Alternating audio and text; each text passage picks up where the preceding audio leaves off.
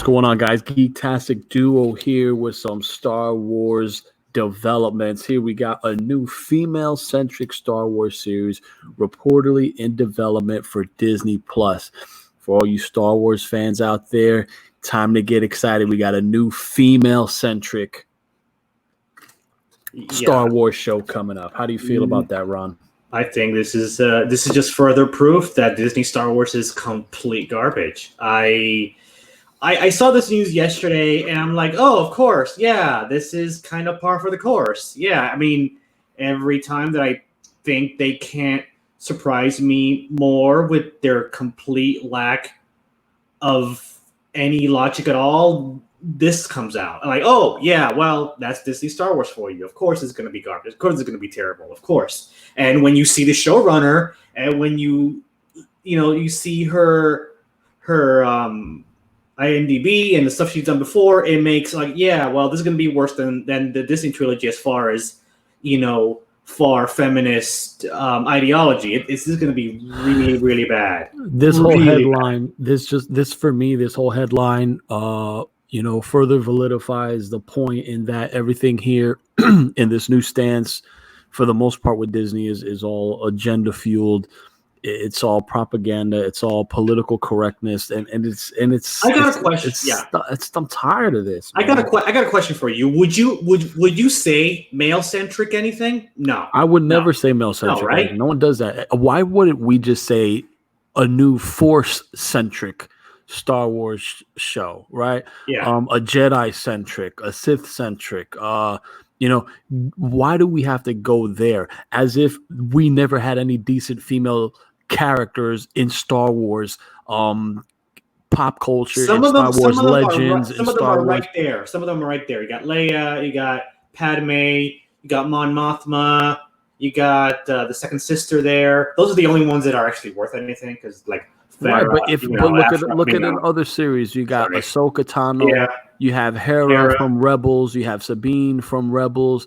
There's this notion, this myth that there's never been a powerful female character. It drives me absolutely bonkers. My issue is that they have to advertise female-centric. I mean, you could have a show with a female lead and not say female-centric. You know what I mean? Make your damn show. Make a show. Just make a show. Make it good. If the lead happens to be female, great. Just don't write her like a Mary Sue. You know what they should do? They should just say new LGBTQ-centric Star Wars series, because when we look at the one who's been deemed the showrunner, I'm just gonna flip on a tab right here so you guys could see just some of the works that she's responsible for. When you look at a body of work and you're like, okay, yeah, this is someone I really want to bring into Star Wars, you should have something credible or something that's kind of within the same wheelhouse, or something that shows, hey, you know what?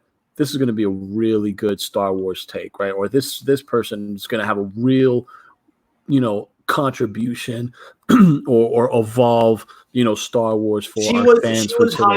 She was hired for her gender and her ideology. That's it. That's because she's queer. Because she's queer. Yeah. That's it. I mean, this is a problem. I don't ever say I'm underrepresented. I've said that before, probably way back when, but it always felt it just felt icky to me. Hey, I'm underrepresented by my book. Hell freak, no. I just got to the point where I'm like, you know what? I'm focusing on my stuff, because that's how someone should be hired.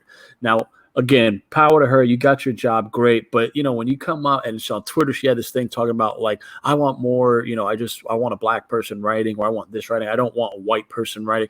I don't know. Is she not white? Am I missing something here? Is a white female the new minority? Is a white female the new minority? I don't understand. So instead of hiring or trying to foster an attempt to hire organic, underrepresented talent, you hire someone that's queer. And this is just spearheading, or this is just trumping or outranking all other minorities as the main, diverse voice needed to be featured in Star Wars. Look at some of the titles that she's done. I'm just going to spot right here. Here's her from 2004. Here's some of her writing credits. Bachelorette. Okay, great. That's awesome, right? Something I I tried watching that movie. It's super Something cringy. about last night. Sleeping with other people. Pretty What cool. about this? Terriers, Blunt Talk, Smilf. I mean, Smilf, I don't know what that is. Black Monday. So, I mean, this is the body of work that's just like, this is ripe for Star Wars fodder right here. Totally. Oh my gosh. I totally see it here. Yeah. Yeah. I mean, how stupid are we to feel that, you know, this is what's needed for Star Wars, right? Like, and we're the bitter Star Wars fans here.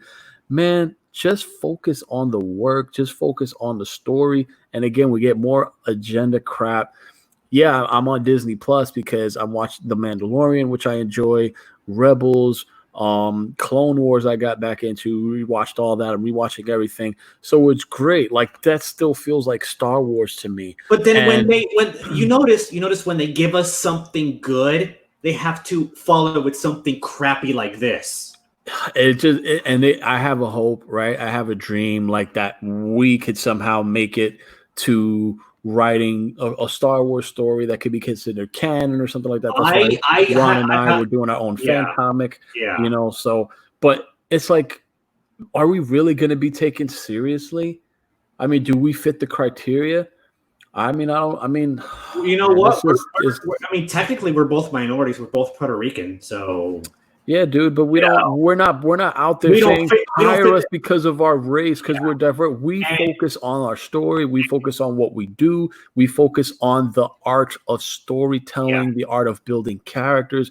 We're not pushing no crap here. We don't fit their narrative. We don't fit their narrative. We don't. That's why they wouldn't hire us. You know. Oh, bro, my thing is that this bullshit. Dave Filoni gives me hope. Just because of the body of work that I see Jon Favreau with The Mandalorian, and I feel like I fit with that because we still get cool female characters in there, and I don't see it as anything. Like, why does it have to be a thing? We have someone like her. We have someone like her who I guarantee you this show is going to be probably as bad as CW's Batwoman as far as his pushing its feminist LGBT stuff. It's going to be. It's going to be based on. I got to tell you, I have no interest in watching it. I don't know what you can't make any character that's good, any female character. That, I mean, if you're going to do a series on Basta LaShawn from the Old Republic, she wouldn't be doing it. She wouldn't have the right to do that. That's where fans protest and stuff. I think. I can assure you. What female character we're looking at here? I think, honestly, based on what I know about her and what I know about some of the Star Wars comics that I've read, the most logical for her to be doing a show on would be Dr. Aphra. Dr. Aphra is a character that is in the recent Star Wars comics, and she's super feminist, super cringy. She's like bisexual, and and she somehow works for Vader. Like, they find a way to shoot her. Like, I mean, this character, Vader, this whole character was tailor made for her to be showrunner on. I mean, it's a match made in hell, essentially. I bought the Vader comic when it came out. I read it. It didn't do much for me. Well, anyway, Dr. Aphra is a terrible character, and I'm almost sure that that's the show they're gonna do. I'm almost positive of it. Right. So my whole thing is that I don't know much about the character. I'm not connected. So if it's on that character, I don't feel like I'm gonna be missing out on something. Now, if you put her to spearhead Ahsoka Tano with Rosario Dawson live action series, I would be like, oh, Jesus. No. If my eyes would roll so far back in my head, I would be able to see what I'm thinking. It's ridiculous. Yes. Why don't you play the video so we can show the cringe to people, the 2-minute video? Why don't you show that? Let's say that, like, I think white women need to step up their game, to be quite honest. Like, sorry, but I'm calling you bitches out. Like, you really do, because, like, you know, there's like I couldn't agree more with everything that these brilliant women are saying. But, like, I'm also seeing the silent killer, which is a lot of white women at the top who are kind of reinforcing a lot of old ideas. I think a lot of it has, you know, to give them the benefit of the doubt. And I'll just speak from my own personal experience. It's just like I wasn't sure how to be an ally. I wasn't sure what type. I got so caught up in like what kind of terminology I was. We're more focused on political correctness than. As I started to Star Wars. Yeah, totally. That's their whole MO. They don't. This is the same problem that High Republic has. This is the same exact problem. She's saying here she'd like to hire a black writer. She don't know the terminology. Man, hire him. Hire her. That's it. Stop making this an issue. Race is an issue when people bring it up and just cycle everything around it. Man, stories just need good creators. They need people who are passionate about the source material. If she didn't grow up passionate about Star Wars, I don't give two damns about whatever story she's pushing. I just don't. And here's a tweet of the day right here, guys.